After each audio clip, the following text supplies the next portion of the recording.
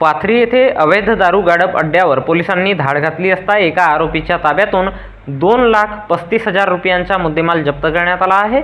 या प्रकरणी सदर आरोपीवर भंडारा जिल्ह्यातील गोबरवाही पोलिसात गुन्हा दाखल करण्यात आला आहे। भंडारा जिल्ह्यातील पोलीस स्टेशन गोबरवाही हद्दीतील पाथरी येथे पोलिसांना दिनांक 23 एप्रिल 2024 रोज मंगळवारला दुपारी 3 वाजता दरम्यान मिळालेल्या गोपनीय माहितीच्या आधारे पाथरी येथील प्रमोद बरिये वय 33 वर्षे यांच्या दारू गाडप अड्ड्यावर धाड घातली असता त्याच्या ताब्यातून 25 प्लास्टिक ड्रममध्ये 2000 किलोग्रॅम सडवा मोहपास किंमत 2 लाख रुपये, 25 प्लास्टिक ड्रम किंमत 25,000 रुपये आणि एका प्लास्टिक ड्रममध्ये 100 लिटर मोहफुलाची हातभट्टी दारू किंमत 10,000 रुपये असा एकूण किंमत 2,35,000 रुपयांचा मुद्देमाल मिळून आल्याने सदर आरोपीवर गोबरवाही पोलिसात गुन्हा दाखल करण्यात आला आहे।